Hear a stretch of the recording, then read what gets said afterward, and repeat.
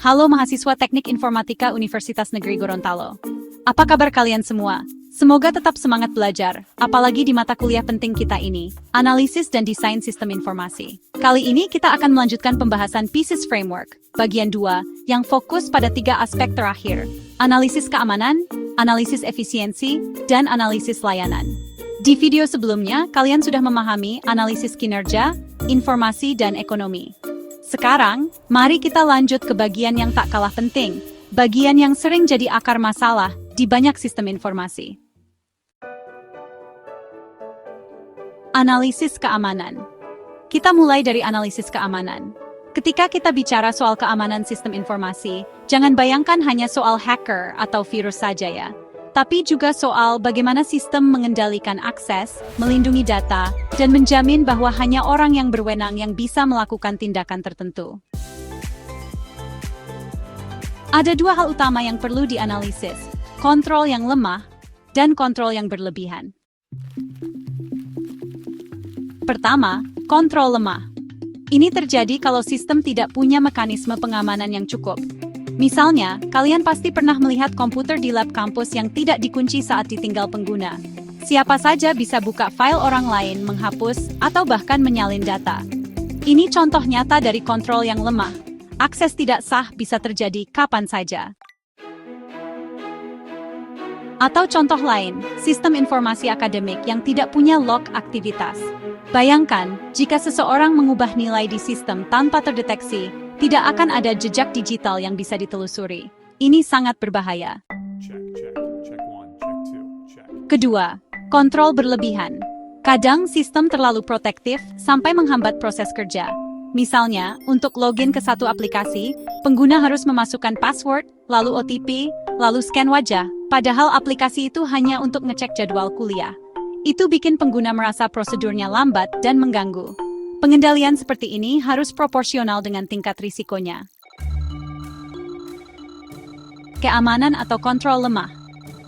Ada 6 poin penting yang harus kalian perhatikan saat menganalisis keamanan sistem yang lemah. 1. Input data tidak diedit dengan baik. Ini sering kita temui, misalnya ketika mengisi formulir online pendaftaran seminar. Kalian bisa saja memasukkan nama dengan angka atau email tanpa add. Sistem tetap menerima input itu. Nah, ini berbahaya karena akan menghasilkan data yang tidak valid. 2. Kejahatan terhadap data. Misalnya, database kampus disusupi oleh oknum yang ingin mengubah nilai mahasiswa, atau data pengguna bocor karena sistem tidak dienkripsi dengan baik. Ini sering jadi ancaman di era digital seperti sekarang. 3. Data dapat diakses orang yang tidak berwenang. Bayangkan jika sistem akademik bisa diakses oleh siapa saja tanpa login. Mahasiswa lain bisa melihat atau bahkan mengubah data milik kalian. Ini pelanggaran keamanan serius. 4. Data tidak teratur. Ketika data tidak tersusun rapi, misalnya tidak ada format standar penulisan nama, tanggal, atau alamat, maka sulit melakukan pencarian, analisis, atau pelaporan. Ini bisa memicu kesalahan dalam pengambilan keputusan. 5. Error saat pemrosesan. Contoh kalian input data nilai, tapi hasil kalkulasi IPK-nya salah, karena sistem tidak menghitung satu mata kuliah. Kalau ini terjadi di sistem akademik, dampaknya bisa serius bagi mahasiswa. 6. Error saat membuat keputusan. Jika data yang digunakan tidak valid, hasilnya keputusan juga jadi keliru. Misalnya, sistem menyarankan mahasiswa untuk mengulang mata kuliah karena kesalahan pembacaan nilai, padahal nilainya cukup. Keamanan atau kontrol berlebihan. Di sisi lain, sistem juga bisa terlalu ketat sampai justru menyulitkan. 1. Prosedur birokratis memperlambat sistem. Misalnya, saat kalian ingin mendapatkan surat keterangan, kalian harus melewati 4 tahap verifikasi digital yang berbeda. Bukannya mempercepat, malah mempersulit mahasiswa. 2. Pengendalian berlebihan mengganggu pelanggan atau karyawan. Contoh lain, untuk akses Wi-Fi di kampus, mahasiswa harus memasukkan username dan password setiap 30 menit. Ini mengganggu pengalaman pengguna. apalagi jika digunakan untuk ujian online atau pengumpulan tugas.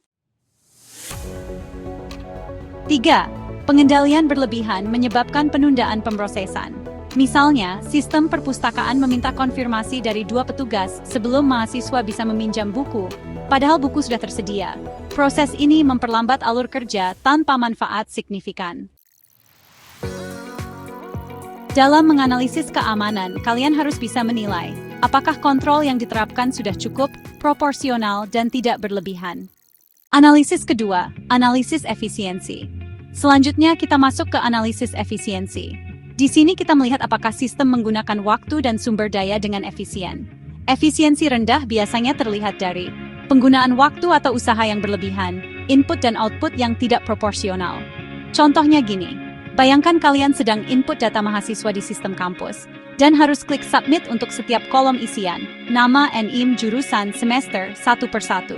Harus klik submit 5 kali untuk satu mahasiswa. Itu tuh bukan hanya menyita waktu, tapi juga bikin frustrasi. Atau ketika kalian mengakses website pendaftaran praktikum dan loadingnya lama, lalu ketika data sudah diinput, ternyata harus diketik ulang karena tidak tersimpan otomatis. Ini menunjukkan sistem tidak efisien, baik dari sisi waktu maupun tenaga.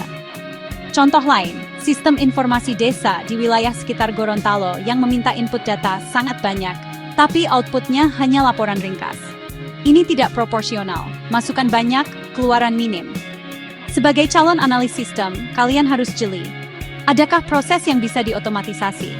Apakah tampilan antarmuka mempercepat pekerjaan atau malah memperlambat? Dan tentu saja, apakah sumber daya, baik manusia, perangkat, maupun waktu digunakan seoptimal mungkin? Efisiensi itu sederhananya adalah bagaimana kita bisa mendapatkan hasil sebanyak mungkin dengan usaha seminimal mungkin. Kalau kita ibaratkan dalam kehidupan sehari-hari, kalian sebagai mahasiswa TI di Gorontalo, misalnya saat kalian coding untuk tugas besar, efisien itu seperti ketika kalian bisa membuat aplikasi yang berjalan cepat dengan baris kode yang minimal, tapi tetap fungsional dan rapi. Dalam sistem informasi, ada beberapa indikasi kalau sistem itu tidak efisien. 1. Banyak waktu terbuang. Contohnya, sistem antrian online kampus yang lambat responnya, sehingga mahasiswa butuh waktu lama hanya untuk dapat giliran daftar. Harusnya, kalau efisien, input data cukup sekali dan sistem langsung merespon. 2. Data diinput secara berlebihan. Misalnya, kalian sudah isi data diri waktu daftar mata kuliah, tapi diminta isi lagi untuk seminar, lalu isi lagi untuk PKL. Harusnya 1 kali input cukup, dan data itu bisa digunakan untuk keperluan lainnya. 3. Data diproses secara berlebihan. Bayangkan sebuah aplikasi absensi yang harus mengakses seluruh database hanya untuk menandai 1 kehadiran. Ini jelas tidak efisien. Harusnya cukup query ringan yang spesifik. 4. Informasi dihasilkan secara berlebihan. Contohnya laporan yang terlalu panjang, padahal pengguna hanya butuh ringkasannya. Di sistem akademik misalnya, dosen hanya butuh total kehadiran, tapi sistem malah cetak semua log-login mahasiswa. 5. Usaha yang dibutuhkan berlebihan. Mahasiswa harus bolak-balik ke beberapa ruangan hanya untuk mengurus 1 surat. Padahal bisa dibuat sistem yang langsung terkoneksi antar bagian, jadi cukup isi form online. 6. Material yang dibutuhkan berlebihan, seperti penggunaan kertas untuk setiap proses yang seharusnya sudah bisa paperless. Kalau kalian bisa membangun sistem yang mengurangi kertas, itu sudah kontribusi efisiensi juga. Jadi saat menganalisis efisiensi, pikirkan apakah input, proses, output, dan usaha sudah benar-benar optimal. Analisis ketiga, analisis layanan. Terakhir, kita bahas analisis layanan. Di bagian ini, kita melihat seberapa baik sistem memenuhi kebutuhan penggunanya. Ada 3 indikator masalah. Indikator 1, produk tidak akurat. Indikator 2, sistem tidak fleksibel. Indikator 3, sistem sulit digunakan. Bayangkan kalian pakai aplikasi perpustakaan digital kampus. Kalian cari buku tertentu, tapi hasil pencariannya selalu tidak sesuai, atau datanya tidak lengkap. Ini contoh produk tidak akurat. Pengguna akhirnya kehilangan kepercayaan pada sistem. Lalu soal fleksibilitas. Misalnya, sistem hanya bisa diakses di jam tertentu, atau tidak bisa menyesuaikan dengan peran pengguna. Dosen, mahasiswa, dan admin harus memakai menu yang sama. Ini membuat sistem terasa kaku dan tidak responsif terhadap kebutuhan yang berubah-ubah. Terakhir, sulit digunakan. Banyak sistem informasi yang desain antarmukanya membingungkan, ikon tidak jelas, atau terlalu banyak menu. Kalian pasti pernah mencoba aplikasi yang bikin kalian harus tanya-tanya dulu ke teman karena bingung mau klik apa. Itu tanda layanan sistemnya buruk. Di dunia nyata, Khususnya di sekitar Gorontalo, sistem layanan publik seperti aplikasi administrasi desa atau sistem informasi akademik masih sering punya masalah layanan. Maka tugas kalian nanti adalah membangun sistem yang tidak hanya canggih, tapi juga user-friendly, fleksibel, dan akurat. Layanan dalam sistem informasi mencerminkan bagaimana sistem dirasakan oleh pengguna, bukan hanya bagaimana sistem bekerja. Kita gunakan daftar kriteria layanan buruk sebagai acuan. A. Produk tidak akurat. Bayangkan kalian cetak KHS dari sistem, tapi nilainya salah input karena sistem tidak punya validasi data. Ini bukan kesalahan dosen atau admin saja, tapi sistem tidak mendukung keakuratan data. B. Produk tidak konsisten. Pernah lihat tampilan nilai di satu halaman beda dengan halaman lain? Misalnya IPK di dashboard berbeda dengan IPK saat cetak transkrip? Ini contoh sistem yang tidak konsisten. C.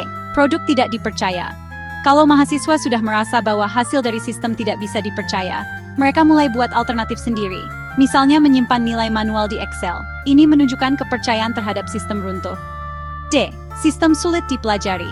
Kalau butuh pelatihan khusus hanya untuk mengisi KRS online, itu sudah tanda sistem tidak user-friendly. Mahasiswa seharusnya bisa belajar secara intuitif. E. Sistem sulit digunakan. Terlalu banyak klik, form yang membingungkan, atau pesan error yang tidak jelas adalah contoh antarmuka yang menyulitkan. Pernah merasa seperti itu, atau pernah membantu dosen yang kesulitan mengakses sistem nilai? F. Sistem tidak fleksibel. Sistem yang baik harus bisa menyesuaikan diri dengan kondisi. Misalnya ketika jaringan lambat, sistem seharusnya bisa menyesuaikan dengan versi ringan, atau menyediakan offline mode. Dalam menganalisis layanan, selalu pikirkan, apakah pengguna merasa terbantu atau malah terbebani? Seberapa cepat mereka bisa belajar menggunakan sistem? Apakah hasil yang diberikan bisa dipercaya? Penutup. Nah teman-teman, itulah 3 komponen terakhir dalam Pieces: keamanan, efisiensi, dan layanan. Semua ini penting untuk kita pahami ketika menganalisis kelemahan sistem informasi. Kalian sebagai calon profesional TI, apalagi yang tinggal dan belajar di Gorontalo, pasti akan sering menemukan sistem, baik di kampus, instansi, bahkan usaha kecil, yang punya masalah di 3 aspek ini. Tugas kalian nanti adalah bukan hanya membangun sistem, tapi menganalisis, mengevaluasi, dan memperbaikinya. Jangan ragu untuk bertanya pada pengguna. Amati bagaimana mereka berinteraksi dengan sistem. Dan tentu saja, selalu gunakan pendekatan Pieces untuk berpikir sistematis. Terima kasih telah menyimak, sampai jumpa di pertemuan berikutnya. Semangat terus belajar dan berkarya di bidang TI. Wassalamualaikum warahmatullahi wabarakatuh.